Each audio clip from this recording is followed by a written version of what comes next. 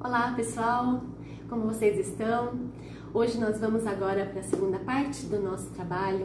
Vamos aprofundar um pouquinho mais na constelação sistêmica com a nossa amiga Paty aqui novamente. Obrigada, Paty, por ter voltado com toda essa força e essa garra aí para nos trazer mais informações. Bom dia, né? Desculpa, obrigada, viu, pela essa segunda conversa, bate-papo. A gente falou um pouquinho, então, no primeiro vídeo o que é a constelação, né? Sim. Que a questão familiar, o contexto, né? A constelação é uma ferramenta no qual a gente olha o indivíduo inserido num grupo familiar, né? Num grupo, no modo geral. No caso aqui eu tô falando do familiar. E aí a gente finalizou falando um pouquinho sobre o campo morfogenético. Isso. Então eu quero dar a continuidade e falar um pouquinho, eu vou trazer um pouco mais sobre o campo morfogenético, só que eu quero falar da diferença entre as duas maneiras que existe, né, para a gente fazer a constelação, para a gente utilizar essa ferramenta. Então, assim, nós temos duas maneiras, né, o em grupo com pessoas e o individual com bonecos. O em grupo com pessoas, a gente utiliza as pessoas, né? As pessoas, elas vão até o local, né?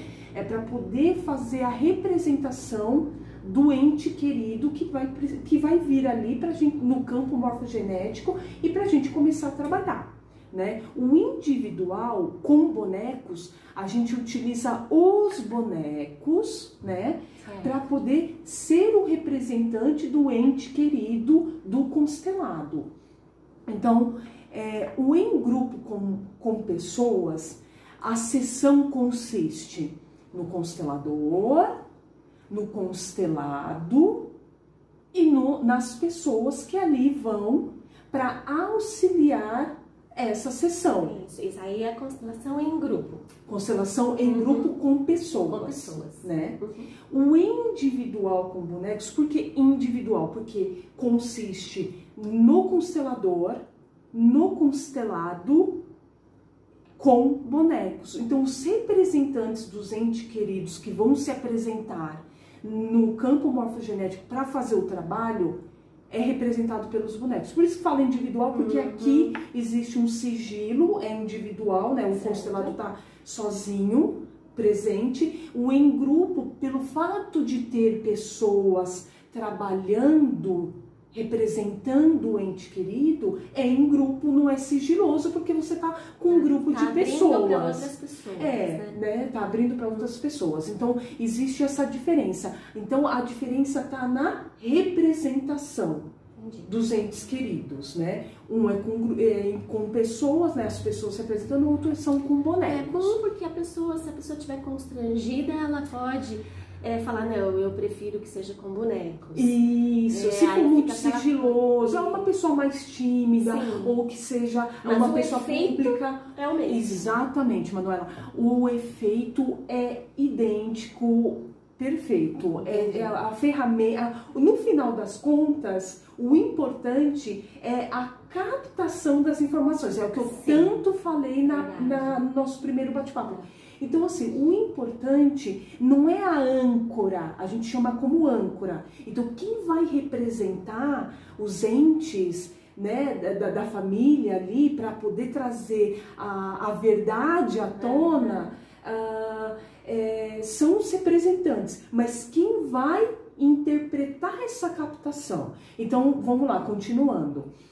Em grupo com pessoas. Então, tem o terapeuta, o paciente e as pessoas. Aquelas pessoas vão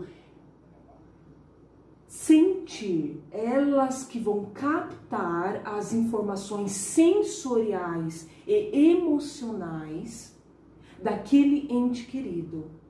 E vai falar, vai expressar o que está sentindo sensorialmente, no corpo mesmo, nos 5 sentidos, e emocionalmente vai falar, vai contar para o constelador, que vai interpretar tudo aquilo no contexto da constelação e fazer o trabalho. Por isso, né, aí você já prova, né? que a pessoa não precisa ser médium, ela não precisa ter dons especiais, porque ela está ali participando. Isso. E ela é uma pessoa comum, que está ali assistindo, está lá participando, vendo como funciona, né? Isso. As pessoas que vão ali na sessão da constelação em grupo, elas vão ali se doando. Isso, são voluntárias. Porque, na verdade, ela vendo a constelação do constelado, aquilo vai servir de uma forma para ela. Então, as pessoas que vão ali para serem representantes dessa sessão também se trabalham. Né? Então, elas sabem disso, elas são pessoas que vão pela primeira vez, mas vão pela segunda, vão pela terceira e gostam desse universo porque elas se trabalham automaticamente, tá? E o que acontece no individual com bonecos? Então aqui, a consteladora, a constelada e representantes. E quem capta? Eles não têm boquinha para falar. Certo. Então, na verdade, quem vai captar as informações sensoriais e emocionais é a consteladora. Por isso, né, que eu falei que eu coloco a mão e eu vou captar. Ah, então para que servem os bonecos se eles não vão falar nada? Para poder individualizar as pessoas do grupo que ali vão se apresentar para a gente trabalhar o seu tema. Então eu preciso, aqui é o irmão, aqui é o pai, aqui, deixa eu pegar da mesma cor, aqui é a mãe. Então eu preciso individualizar através dessa âncora que são os bonequinhos para poder eu saber, né? Ah, eu vou pôr agora a mão no bonequinho representado pela mãe e eu vou sentir. Então agora eu vou sentir tudo que eu receber, eu vou falar para você e assim sucessivamente. E assim a interação deles depois. E isso a gente vai trabalhando. Né? Então esse é o meu trabalho, né? Então no individual com bonecos, na verdade acaba tendo uma multifunção, né? no papel da consteladora, porque além de consteladora eu também preciso captar e interpretar tudo e fazer o trabalho. Lá no em grupo não, a consteladora só está ali aguardando os representantes, pessoas receberem, captar essas informações, passar para ela em voz alta e ela interpretar no contexto da constelação e fazer o trabalho necessário ali. Né? E aqui no caso dos bonecos você trabalha sozinha, né? Porque você que vai receber você vai captar todas essas informações individualmente. Individualmente. Por isso que você vai pôr a mão em cima. Eu ponho a mão em cima. E o que você faz com o que você recebe? Isso, o que eu faço com o que eu recebo? É muito importante eu dizer que, assim, cada sessão de constelação sistêmica, a gente delimita um tema. Porque o que eu vou trabalhar nessa sessão é em prol da queixa, do incômodo, do problema, que é o tema estipulado para aquela sessão. Então eu vou trabalhar em prol desse seu incômodo. Se eu não delimitar um tema, eu falo assim, vamos fazer uma constelação aqui, Manu, vamos abrir o campo da sua família, né? Lembra o que é campo morfogenético? Sim. É a memória coletiva inconsciente de todos os entes que pertencem ao seu grupo. Imagina isso. Vocês não viram a explicação desse campo morfogenético que ela passou para nós no primeiro vídeo, vá até ao bate-papo com Manu e veja o vídeo passado. É bem interessante essa sequência de informações, para que você não perca nenhum detalhe, tá bom? Legal. Então, a gente abre esse campo de memória. Imagina, eu vou colocar o que aqui? Quase 5.000 pessoas aqui, porque a gente tem toda essa galera atrás da gente. É nessa quantidade. Não dá. Então, eu vou delimitar um tema, por isso que existe, antes da gente começar o trabalho em si, existe a anamnese, né? Que é a nossa conversinha para a gente elaborar o tema, porque você pode vir com incômodo e a gente, no nosso bate-papo, eu delimito e a gente até leva para um outro nível mais profundo que você não enxerga, mas eu já estou enxergando no nosso bate-papo. Aí eu escrevo e vai vir as pessoas que estão na dinâmica oculta contigo nesse tema. Então você está tendo esse incômodo, que vai ser o tema da nossa sessão, e eu vou trazer as pessoas que estão ligadas com você para aliviar esse incômodo. Então eu já delimitei, vai vir só X pessoas. Quem tem relação com aquele seu incômodo. Entende? Então é interessante falar isso. Então o que eu for receber. Então vamos falar aqui no individual com bonecos, que é a forma na qual eu trabalho, tá? Que eu me identifico mais para trabalhar. Eu recebo tudo e vou anotando num caderninho. Eu anoto tudo. Tudo. Mas a pessoa tá ali do seu lado. A pessoa tá ali do meu lado, ou online, né, com a câmera ligada comigo, eu falando, ou presencial, como nós estamos. E eu vou anotando tudo. E ainda eu vou conversando com você. Faz sentido, né, que a sua avó, nananana. Ela falou assim, nossa, sim, a minha avó realmente era. Eu ouvi dizer que a minha avó assim tal.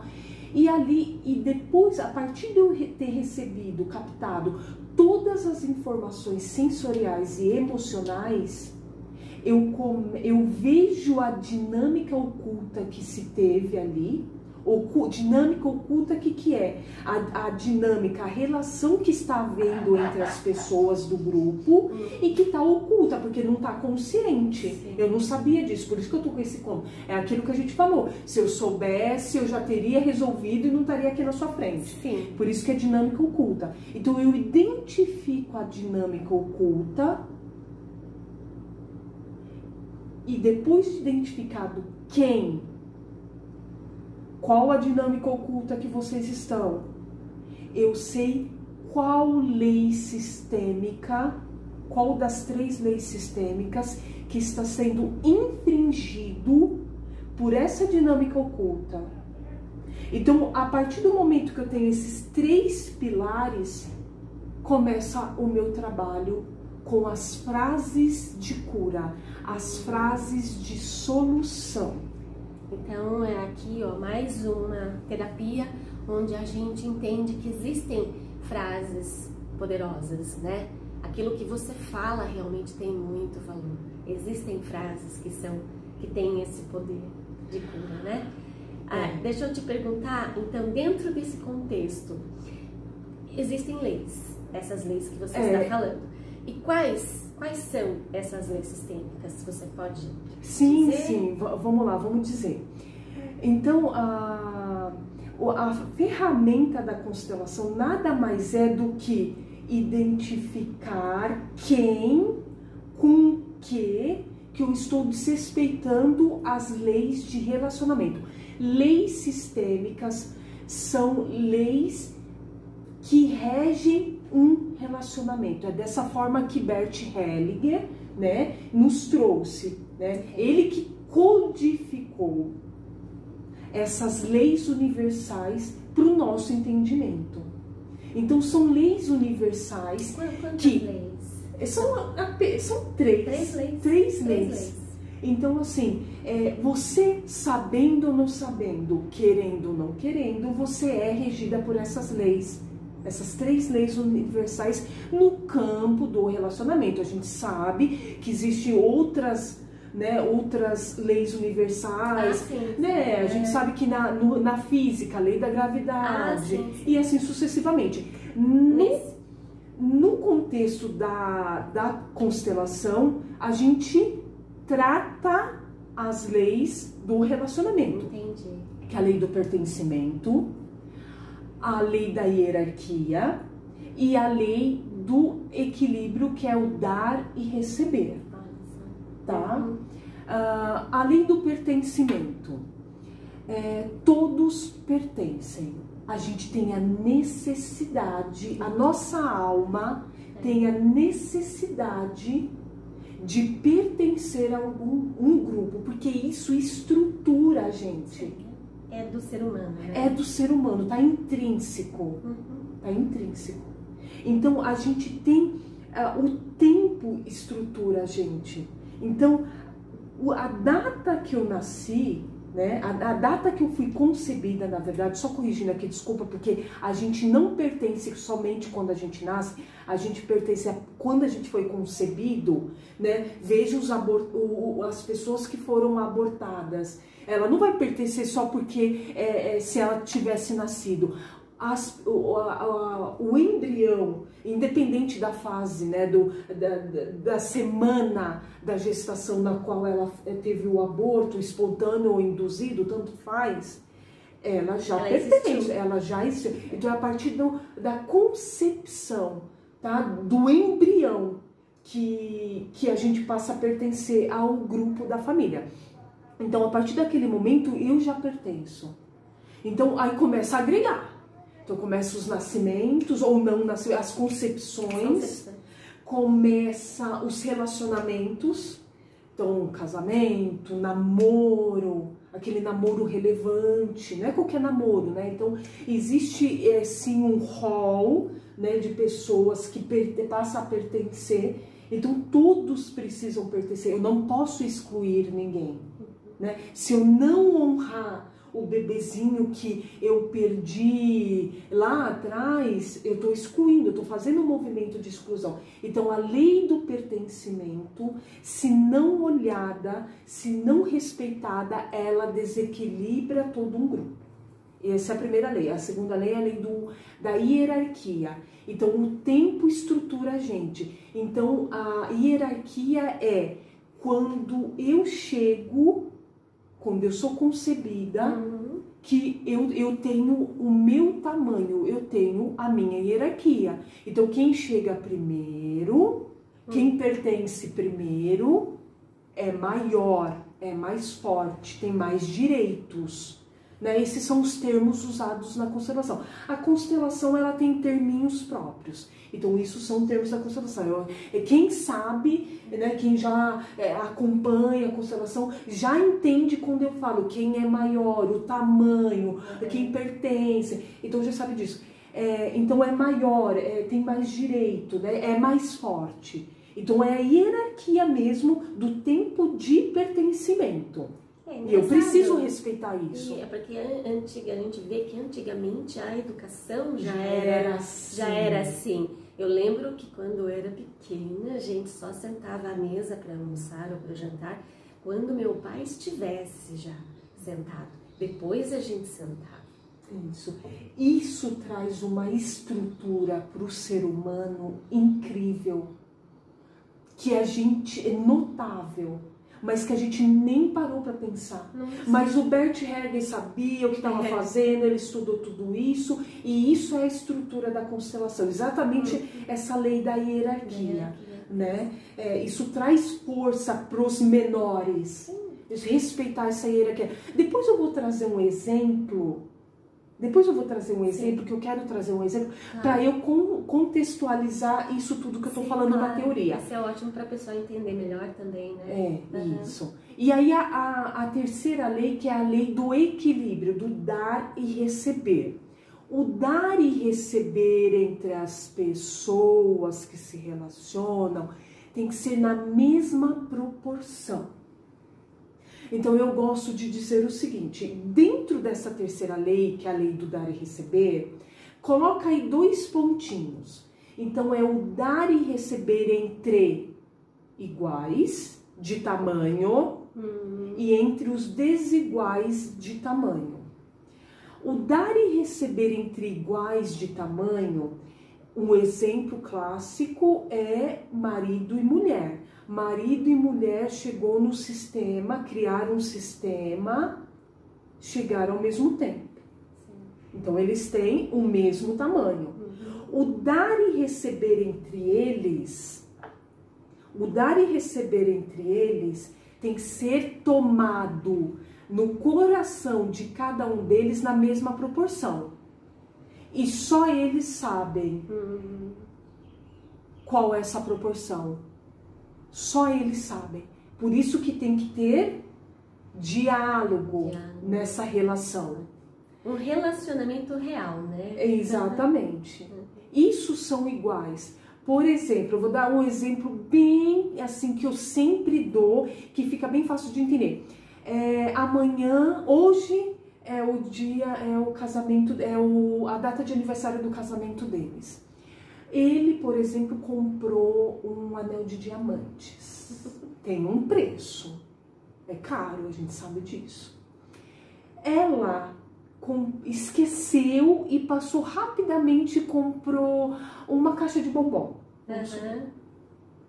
E eles se encontraram à noite e deram presente, trocaram presentes. Se ele tomou no coração dele a caixa de bombom na mesma proporção que ela tomou o diamante, tá equilibrado. Então não é preço. É o valor. É o valor. É o significado. Se tá tudo bem, entre esse casal, que ela sai para trabalhar o dia inteiro e traz o sustento para casa, e o pai, tô falando de uma vida moderna, e o pai que fica em casa para cuidar do lar e das crianças, se os dois tomam na mesma proporção essa realidade deles, tá equilibrado. Tá tudo bem, né? Isso. Os desiguais. O dar e receber entre desiguais. Mamãe e filhinho. Isso é um tamanho desigual. Então eu cheguei em momentos diferentes no grupo, a hierarquia é diferente, eu sou desiguais. O dar e receber entre eles, sabe quando é equilibrado? Na desigualdade. Na desigualdade. Porque os maiores sempre vão dar mais. E os menores sempre vão dar menos. E isso está equilibrado no contexto da constelação familiar. Isso, se eu tentar equilibrar, o filho, a filha que tentar equilibrar o dar com a mãe, vai desequilibrar o sistema. Porque esse se enfraquece. Porque lembra, quem chega primeiro, hierarquicamente, quem pertence primeiro, é maior, é mais forte, tem mais direitos, e esse é menor. Se eu tentar equilibrar, ele se enfraquece e ela se enfraquece. Nós podemos representar isso como a vida. A mãe e o pai dão a vida ao filho, é gerado. Então, não tem como você compensar isso para o pai e para a mãe, a não ser quando você tem... Me responde se eu estiver errada, né? Eu estou imaginando dessa forma. Quando o filho cresce, encontra a parceira, companheira ou companheiro e tem filhos. Isso é olhar para a vida que a gente fala. Exatamente. A Manuela, né, que é uma buscadora, uma estudiosa, sabe exatamente isso. Isso que você falou é perfeito. A partir do momento que os pais deram a vida para um indivíduo, já foi tudo. E esse indivíduo, esse menor, esse filho, nunca vai poder retribuir a altura. Já existe uma desigualdade. Já existe uma desigualdade aí, no nascimento, né? Na concepção. E esse menor, esse pequenininho, vai poder retribuir olhando para a vida e acontecendo na sua vida. Pronto. Ele vai retribuir para o universo, para o mundo, olhando para a própria vida e dando acontecimento da vida dele. É engraçada essa relação, porque isso é realmente a visão da vida, porque em outras terapias, vamos falar de outras terapias, ou de psicólogos, ou de psicanalistas, quando acontece no seu consultório, quando vem o filho ou a filha querendo representar a posição da mãe na família ou do pai na família, ele já está fora de contexto, porque não é a função do filho ter a função do pai, ou do ex-marido, ou do pai que faleceu, ou sei lá.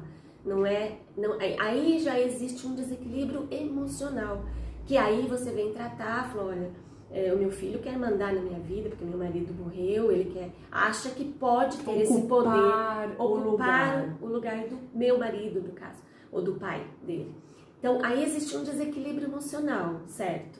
Então, que a gente trabalha nisso no consultório muito, né? Então, a gente vê quando o filho quer tomar a posição, o lugar da mãe, o lugar do pai, existe aí uma doença. Então, vamos fazer o seguinte, vamos trazer isso como exemplo aqui? Como exemplo? Como exemplo, ótimo. E isso é inconsciente. Sim, vamos claro. pegar exatamente isso, vamos pegar isso de exemplo. Então, existe a mamãe e o papai, e existe o filhinho. E ele faleceu. Certo. Ele faleceu. Vamos pegar isso aí mesmo que você falou. Gente, não foi combinado. Não tá? foi combinado. Eu ia trazer um outro exemplo, mas eu vou trazer isso para poder colocar aqui um empírico aqui. Aí, esse menino, aí, por exemplo, é filho único, tal, jovenzinho, qualquer idade que seja, inconscientemente, por amor, né, ele, por ver o sofrimento daquela mãe, ele passa a querer reger o contexto familiar. Ele passa a querer tomar decisões no lugar do pai, porque o pai se ausentou e vendo a dor da mãe, ele começa a querer tomar conta da casa, a decidir pela mãe, ocupa um lugar que não é dele. E a mãe, pela dor, pelo sofrimento, ela não está percebendo que está acontecendo isso. E nem ele. Nem ele. Você viu a dinâmica que é oculta, que é inconsciente, que é por amor cego? Isso não está na esfera mental consciente. Sim, também consciente. Então aqui eu já identifiquei. Lembra? O papel da consteladora é identificar quem está na dinâmica oculta, desrespeitando as leis sistêmicas, as 3 que eu acabei de explicar. Então aqui um exemplo básico, quem já identifiquei. Na dinâmica oculta, ocupando o lugar que não é dele. Qual a lei que está sendo desrespeitada aqui? A lei da hierarquia. Que também que vai acabar acarretando a lei do equilíbrio, do dar e receber. Então, assim, nisso tudo é na captação. Na captação, quando eu estou aqui trabalhando o tema e eu vou colocar as pessoas ligadas àquele tema, então é aqui que eu já vou fazer a identificação desses 3 pilares. E aí eu vou facilitar a sua cura através das frases de cura. Então, eu já identifiquei isso, o que vai acontecer? Vai começar as frases de solução. Filhinho, obrigada por isso. Eu sinto muito que você esteja nessa posição, mas não há necessidade. Porque o seu papai pertence a esse sistema e ele tem que ocupar o lugar dele. Saia desse lugar e ocupe apenas o seu lugar, carregando apenas o que é seu. Deixe os pesos do seu pai com o seu pai. Ele é vivo ou morto. Você entendeu? É uma sequência, né? Mesmo morto, o lugar dele existe. Isso, então ele tem que continuar, mesmo ausente, mas é o espaço dele. Isso. Você viu a mamãe, a maior dele, falando tudo isso? Eu tô trazendo assim um exemplo bem simplório. Sim. Mas a coisa vai muito profundo, porque a captação que eu faço, eu dou abertura, eu me abro para isso, para eu receber tudo que aquele inconsciente daquela mãe através da energia, desse campo energético, quer falar para aquele filho. Uhum. Que na vida cotidiana, eles nem... Essa mãe nem consegue falar a esse nível para essa criança. Uhum. Eu acho que começa a existir um conflito entre essas duas pessoas, porque tá querendo ocupar, tá querendo mandar num espaço que não é dele, e às vezes a mãe não sabe como agir. Ela não sabe conduzir isso. Até porque não está no consciente, então ela não tem essa informação. Às vezes, o que acontece? Os conflitos começam a aumentar. Isso. Começa a aumentar aquele desconforto. Poxa, o filho chega em casa, a mãe já começa a suar frio, ou começa a se incomodar com aquela presença, porque não sabe resolver essa situação. Por isso que eu falo que quem veio aqui na minha frente, quem me procurou foi a mamãe, que tá com um aperto enorme por causa dessa dinâmica que está acontecendo na realidade dela. O filhinho e o papai não, porque faleceu, o filhinho nem sabe que essa mamãe me procurou e tá fazendo essa sessão de constelação. Mas quem recebe toda a cura? O filho. Quem recebe todo o alívio? Todo mundo. Todo mundo. Todo mundo. Por isso que a constelação familiar é uma ferramenta a esse nível. É por isso que a gente olha o indivíduo, ela é minha constelada. Por isso que a gente olha o indivíduo, o problema do indivíduo, o incômodo dele, inserido num grupo. Porque eu vou facilitar, trazendo toda a verdade à tona, para que ela se cure e todo o resto se cure, equilibrando. Então, com as frases de cura, eu vou equilibrar, fazendo com que esse pessoal respeite as leis sistêmicas, corte essa dinâmica oculta que estava sendo o sofrível, que estava acarretando sofrimento, e que eles passem a ter consciência, né? Consciência. Porque o que falta, na verdade, ou o que acontece, eu acho que você acaba trazendo para essa mãe o que está acontecendo de verdade, que ela não tem consciência exatamente, né? Que às vezes não percebe. Né? Ela tem uma ideia, às vezes, mas não sabe direito o que está acontecendo. Então, quando você trabalha isso, você traz a consciência dela, o que está acontecendo, automaticamente ela muda. Porque quando a gente tem consciência de alguma coisa, a gente começa a querer mudar o comportamento para que isso seja uma cura, né? Isso. Então ela mudando, ela trazendo a consciência, automaticamente muda esse campo. Por quê? Porque ela já tem consciência, então ela já vai trabalhar isso de uma forma diferente. E assim, por isso que eu falo que a oportunidade de você utilizar essa ferramenta, que seja em uma única sessão, já te dá base para você ir aplicando na sua vida. A partir do momento que você começa a conhecer as leis sistêmicas, as leis do relacionamento, você passa a dar ordem nas suas relações. Então você tem a oportunidade de ganhar um novo olhar para você aplicar no seu dia a dia. Então a visão sistêmica, ou esse olhar sistêmico, é para você ter uma postura sistêmica. Você falando assim, me veio à mente, né? A organização. Quando você organiza os seus sentimentos, você organiza a sua ligação com as pessoas, você se coloca no seu lugar e coloca as pessoas no lugar delas. E aí, como que eu vejo isso?